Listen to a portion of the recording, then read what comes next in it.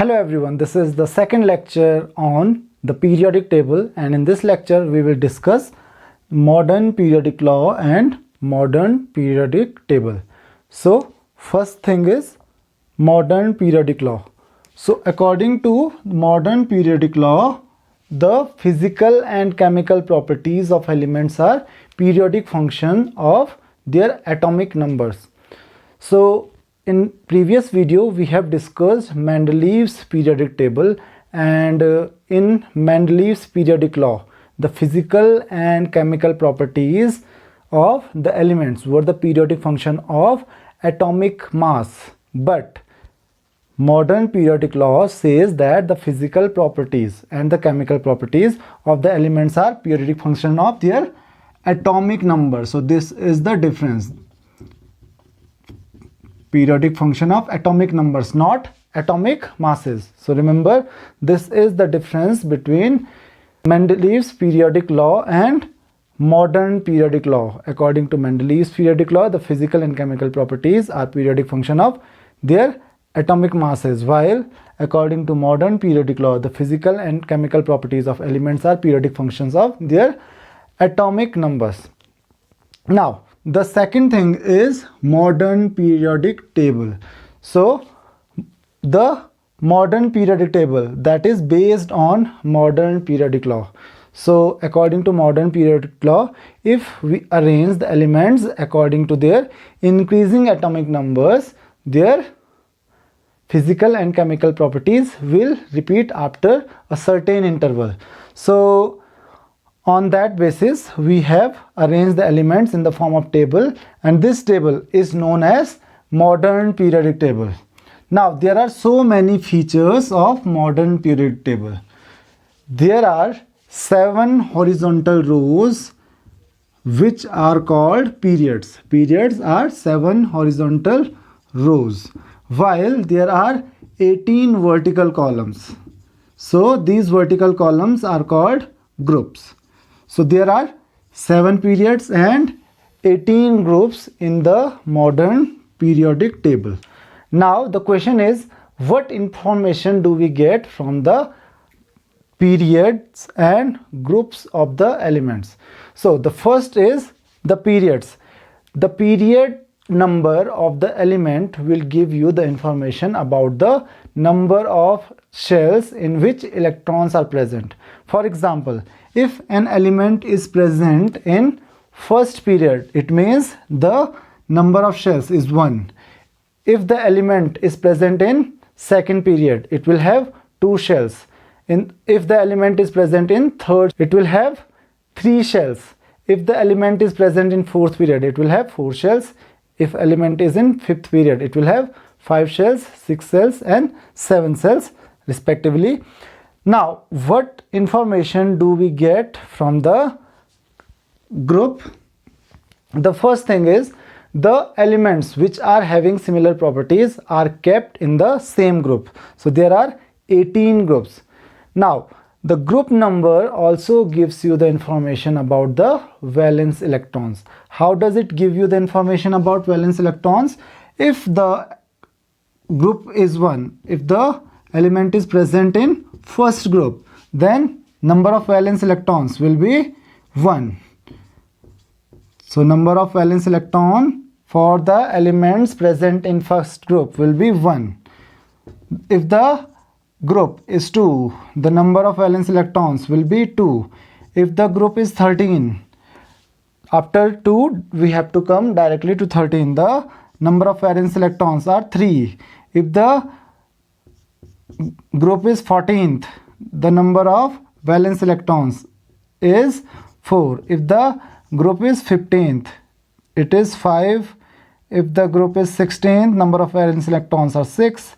For 17th group, number of valence electrons are 7. So this is how we can get the information about number of valence electrons. Now from this, there may be a question in your examination that an element has a certain atomic number and you have to find out its group and its period. For example, an element has 20 atomic number. Find out the number of period or group number, to which period or to which group that element belongs. So what will we do? We will do the electronic configuration of the element. So we have already discussed the electronic configuration of the elements in previous chapter. So the electronic configuration of that element will be 2, 8, 8, 2. So you can see first shell has 2 electrons, second has 8, third has 8 and fourth has 2. It means it has total 4 shells. So it will belong to fourth period.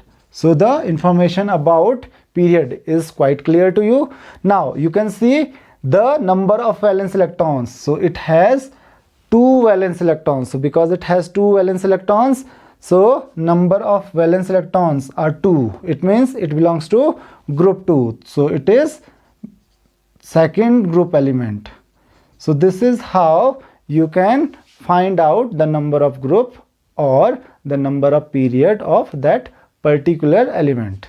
Now, because there are 18 groups, so since we have kept the elements having similar properties in the same groups, so the first group, remember the name of groups, first group elements are called alkali metals. First group elements are called alkali metals. Second group elements are called alkaline earth metals. Second group elements are called alkaline earth metals. Now the 17th group elements, these are called halogens. The 18th group elements, these are called noble gases. Now the elements from group 3 to 10, elements of group 3 to 10, these groups are called transition elements. So you have to remember the elements of these groups. The alkali metals belong to first group, alkaline earth metals belong to second groups. So alkali metals are called alkali because they form the alkalis. Alkalis are the bases which give OH minus ions. So because they give alkalis easily, therefore they are called alkali metals. The second is alkaline earth metals. So alkali metals and alkaline earth metals, they are highly metallic in character. They have high metallic character. Now the question is, what is the meaning of metallic character? Metallic character is the tendency of an atom to lose an electron. So they are having very high metallic character. Now the 17th group are called halogens, and they are highly non-metallic in character. And the 18th group, they are quite stable. They do not react with any atom or any element easily. So 18th group elements are called noble gases. And the elements of group 3 to 10, these are called transition elements. So we have discussed period and group. What is the significance of periods? What is the significance of groups? From period you can identify the number of shells, or from the number of shells you can identify the period of particular elements. Similarly, from group you can identify the number of valence electrons, or similarly from number of valence electrons you can identify the group of that particular element. Now the group 1 is also known as 1A, group 2 is 2A, similarly 13 is called 3A, it is 4A, then it is 5A, it is 6A, 7A, and this is called 0 group. So 18th group is also known as 0 group. Similarly, from group 3 to 10, these are called 3B, 4B, 5B, and so on. So this is what we have to know about periods or groups of the elements. Now the next is cause of periodicity. Now the modern periodic law says that the physical and chemical properties are the periodic function of atomic numbers. It means the modern periodic law, it says that physical and chemical properties of the elements depend upon the atomic number. Remember this, that the modern periodic table was given by Moseley. Now, the question is why the physical and chemical properties of elements depend upon the atomic number. Why the physical and chemical properties are the periodic functions of their atomic numbers. Since Mendeleev could not explain why the elements depend on atomic masses, but the modern periodic law explains why the properties of elements depend on the atomic numbers. So this is called reason for the periodicity. So the basic reason is their electronic configuration. As you know that atomic number of an element is equal to the number of electrons or number of protons present in that particular atom. And you know that arrangement of electrons of an atom in the shells is known as electronic configuration. So similar electronic configuration is repeated after certain interval. Since the properties of elements depend on the electronic configuration and electronic configuration will depend on atomic number, therefore the periodic properties of elements will also depend on atomic numbers. For example, we have lithium. So electronic configuration of lithium is 2,1. Similarly, sodium, the electronic configuration of sodium is 2,8,1. Similarly, the next is potassium, 2,8,8,1. Then rubidium, 2,8,18,8,1. So this is the electronic configuration of alkali metals. These all are alkali metals. So you can see that lithium has 1 electron in outermost shell, sodium has 1 electron in outermost shell, potassium and rubidium all have 1 electron in their outermost shell.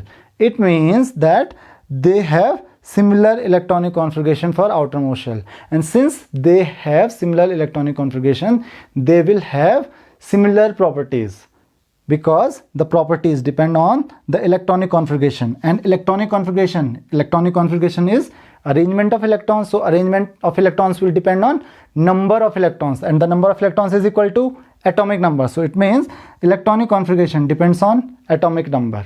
So therefore the properties of elements will also depend on atomic numbers. So therefore the properties of elements are periodic function of their atomic numbers and not the atomic masses. So this is why the properties of elements depend on the atomic number.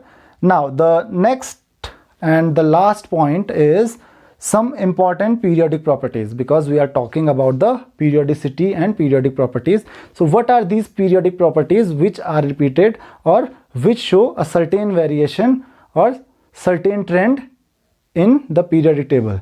So the first property is atomic radius. So you know that atom is spherical in shape. So the distance of the outermost shell of an atom from the center of its nucleus, this distance is known as atomic radius. So what is atomic radius? The distance of outermost shell of an atom from the center of the nucleus. The second property, ionization potential. Ionization potential is the amount of energy required to lose an electron from the outermost shell of an isolated gaseous atom.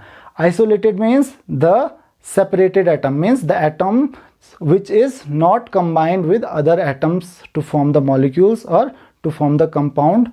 So the isolated gaseous atom, obviously if the atoms are isolated, these atoms will be gaseous atoms. So the amount of energy required to remove an electron from the outermost shell of an isolated gaseous atom is known as ionization potential. So hope you have understood this term. The next term is electron affinity. So electron affinity is opposite to that of ionization potential. Electron affinity is the amount of energy released when an atom gains an electron and forms an anion. So this is the amount of energy released when an atom gains an electron, and since it gains an electron, it will acquire negative charge. So the negative charged ion is called anion. So the amount of energy released during this process is known as electron affinity. The next is electronegativity. The electronegativity is the tendency of an atom to attract the shared pair of electrons when it is present in a compound. So when an atom is forming a covalent bond with other atom, the tendency of that atom to attract that shared pair of electron is known as electronegativity. For example, HCl, so hydrogen and chlorine will share the electron pair, but this electron pair is shifted towards the chlorine atom because chlorine is more electronegative as compared to the hydrogen. So the chlorine atom will attract this shared pair of electrons towards itself. The next is metallic and non-metallic character. So the metallic character is the tendency to lose the electrons, and the non-metallic character is the tendency to gain the electrons. So now let's see how these properties vary in the periodic table. For example, atomic radius. So the atomic radius decreases from left to right and it increases from top to bottom in the periodic table. Similarly, the next is ionization potential. Ionization potential increases from left to right and decreases from top to bottom. Electron affinity. Electron affinity increases from left to right, decreases from top to bottom. The next is electronegativity. Electronegativity also increases from left to right and decreases from top to bottom. Metallic character. Metallic character decreases from left to right and increases from top to bottom. Non-metallic character increases from left to right and decreases from top to bottom. So you have to remember these points. So this is all in this lecture. If you have any queries, you can ask your questions in comment box. Thank you very much.